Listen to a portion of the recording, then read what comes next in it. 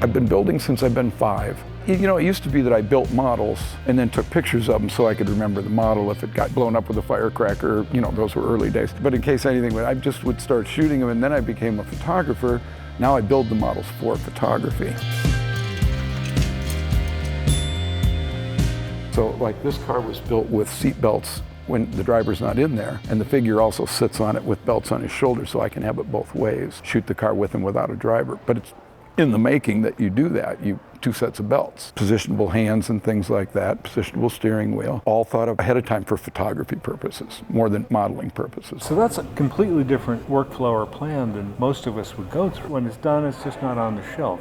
That's only the beginning. When it gets to the shelf, it's been through the studio, and then it is done. But the studio is more important than the shelf. I'm here with Matthew Wells from Scale Motorsport and Steve Mohlenkamp, professional photographer and really a professional model builder. He blends the two together in a way like you have never seen. Seriously. I wanted to put these two guys together, seeing that both Doug and Steve's backgrounds are similar. I thought it would make great chemistry. We're here this weekend for the GSL. We'd love to hear what Steve has to say about the Senna MP46. Is this a Formula One shot, or is this a model that he's built in photograph? It's a model. Because, yeah, it's a model. It's without a doubt. I'm sure it's the real deal. Nope. It's so beautiful. It's not. It? Yeah, I mean, it's got the I did have the guardrail and the fencing, and the crowd is a picture behind that, base made with wet, with reflections and water and stuff. And then the tires are spun in Photoshop to get the spinning tires, and the rain that you can see in the shot is a 21-step process in Photoshop to get perfect rain. And the guy in the helmet? Yeah, the driver in Senna, that's an actual photograph I took in 1991 in the garage of him with his helmet on, which gives you a different feel to the face than just a picture of a face, so I needed it that way. I took it from my photograph, printed it, scaled it down in Photoshop, and printed a version, put it in the helmet. It's him. I think your combination, your knowledge and experience as a photographer and understanding light. There's composition and all that, we take that for granted, but the light is such a key thing. And there's no quick way to learn that. You know that too, that's over the years. Do it wrong 1,000 times and all of a sudden you got it and you do it right. Certainly there's the direction of the light. We understand, okay, there's one source, outside it's going to come from one side. And we're always suspicious if we start to see different light sources. Right, the land of many suns, photographers call it, right? You know, and you're using a little bit of backlight with the reflection on the surface that gives you that great separation without being like too glaring, too different. Thank you. Nice that somebody knows what's going on and appreciates it. When you shoot, are you using studio light or are you working outside? Well, it is studio light. I use a huge softbox that's 8 feet by 10 feet. Big overhead panel of light. So your reflections get much creamier and wider, and you don't have those specular highlights from a light bulb. So you've got that control that you can let it trail on. Right, it's studio lighting. You know, it's one light from above and then reflect in from the sides, other things, or little mirrors or little bitsy lights that will put light on a wheel so you can see the lug nut in there. And then just go to work, pick those favorite angles and go to work. I'd really rather shoot a model than I would the same real race car in a studio. I just love that miniature, work around that table, get it all set up and live it for a day and a half. I guess peace and happiness have always been wherever you find them. You're highly experienced being on the track too, doing photography. I am. I've been shooting Formula One as a job since 1983. Yeah, 30 years I've been shooting Formula One. And you know, the long lenses and the trackside credentials. And I used to shoot Indy cars and other pro racing sports and stuff too, but it's just Formula One now. So, and I shoot them like I did real cars. I throw a little tip into them. The photographs aren't straight. It gives them a more powerful angle. And I belly up to a model to shoot it, and it's the same thing. It's like, well, we've got to tip, put some power to that. Just a couple degrees, just as the Dutch painters did. Exactly. Yeah. Oh boy, that's a high compliment. Are you still, is it every Wednesday night? Are you still on that same schedule? Jim is here at the contest. Talk about the power of routine. Every Wednesday night, that's when he builds with my friend Jim Peterson, and we're both in the Denver area, and we have built Formula One models together, doing the same exact thing all through the evening for 33 years now. Every Wednesday night? Every Wednesday night of the year. We might miss Christmas, and we built probably 8 or 9 models. This one, Jim built the Burger car, and I have the Senna car, so we have 2 identical cars, and we took 5 years of Wednesday nights to build those. And then I took another year to build a diorama of the garage, and then that all culminated into one piece. Building this car, the one thing we did different, there's a challenge for everybody that builds this on the communities that talk about it, is coming up with the rough, raw carbon fiber on the chassis that's kind of, in those old days, it wasn't polished off, it wasn't shiny, and it was just rough. And we wondered how people do it with tissue paper and watered down soap to get some wrinkles, but the wrinkles are too big. If you scaled them up, they'd be this big. So I told Jim, I said, for ours, I said, what we need to do is use masking tape. And we used 2-inch wide, just regular tan masking tape, covered the whole chassis and painted it flat black, and we really obtained the almost what I would consider the perfect surface texture of that random, masking tape's not smooth, it's kind of ripply. And it was just perfect for it. And so that's the physical texture of the tape that you're Yep, and then we just harvesting. paint it flat black. Another anomaly people have with this car in particular is they keep painting the chassis bronze and gold. And what that is it's the chassis is black. And I've stood in the garage with this car for an hour and a half, and it's black. It has no bronze or gold tones. It's all because of fluorescent lights. When the real car is being photographed, and it casts a color shade in the photograph, and everybody models it that way. And it's like, no, guys, I've had this argument with 100 different people say, there's no bronze color to that chassis. It's black. Just experience from being there.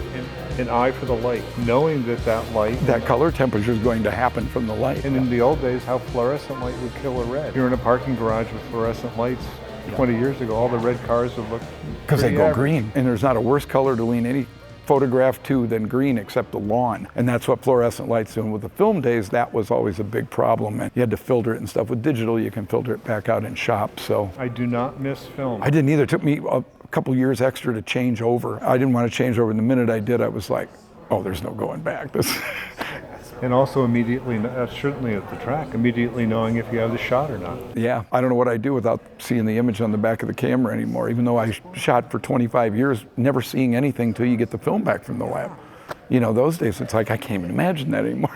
Do you start out with a pre-designed visual? I mean, do you know what you want, or do you build the happens. model and then kind of work it up, and it all develops as you go? Yeah, through researching the car, starts to give me ideas about how to build it, and you're studying the lines of the car at the same time. So you're already picking camera angles before you've even built the model, because you're studying the real car.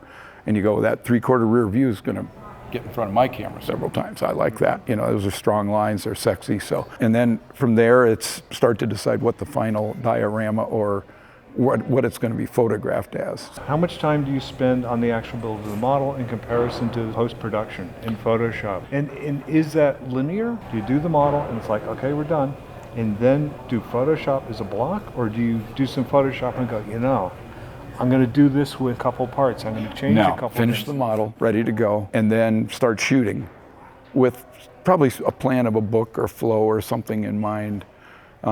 As you go in, so making shots for something rather than just shooting, and then shoot it all. And I will do like those 7 shoots I did on this particular car. I'll do a shoot and work the images. Then you get that finished image, and then you go do another shoot, and then you add those to the bunch. And when you get done, you got 7 groups of images that now you pick the best and the ones that go together. And then by then you're putting together a healthy collection at that point. It starts to talk to you visually, the whole piece. Each shoot 10, 12, 13 hours, sometimes longer, rarely shorter, and then probably from that shoot 30 hours of Photoshop for the images in that shoot. I will go into, when I get a model finished, 10, 12, 13 hours a piece, start after dinner and shoot till you drop.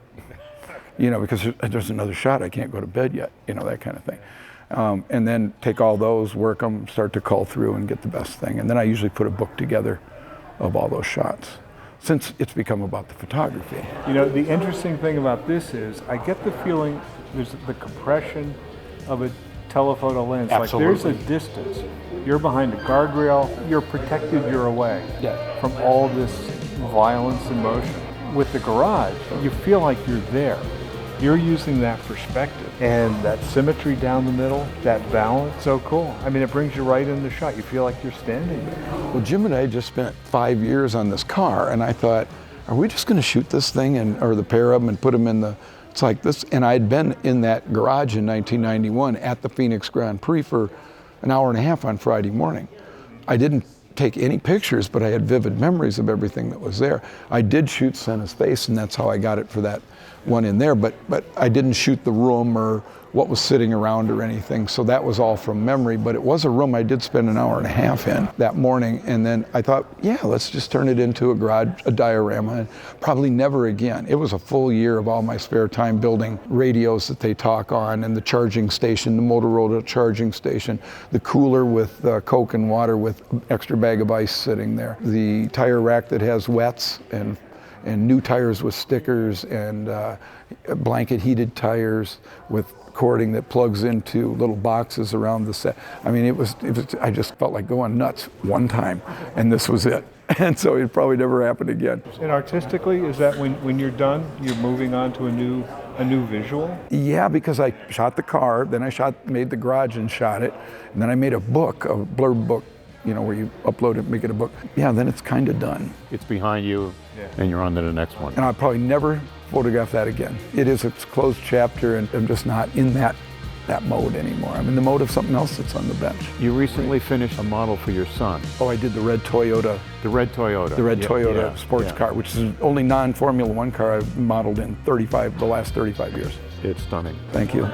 Show them the back of the shirt. This is a diorama of Senna. Was it Senna's first win? It was a Senna shot again, yeah. Yeah, Senna crossing the finish line and capturing the 19... Well, it was actually 93, and it was a win. And there are how many figures? 97. 97 individually posed figures. There isn't a single figure in this diorama that's the same. I started with a car, and it's an actual moment that happened at the end of the 93 Brazilian Grand Prix, and Senna stopped to get a flag from a spectator, and he wouldn't bring it out, and in the meantime the crowd came out and surrounded the car, and so he finally sits there because he's surrounded by a crowd, and he didn't realize how big it was getting, but he finally stands up in the seat, so he's head and shoulders above the crowd, and he just sees all these Brazilian fans that he didn't even know had accumulated, and his fists went up like that, and it was just a great moment in Brazil's Formula One history and Formula One history in general, and one of the greatest drivers ever, one of his greatest moments at a home race. It was just all kinds of things, and